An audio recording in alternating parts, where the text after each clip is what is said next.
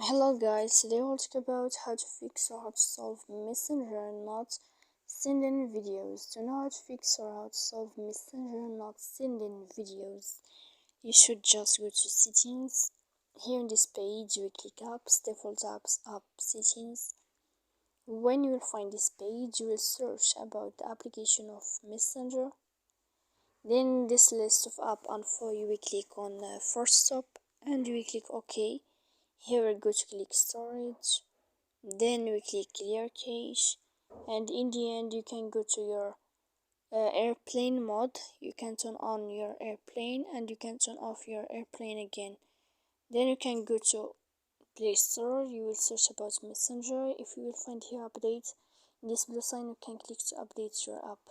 So please don't forget to support us by like and subscribe. See you next time in another video.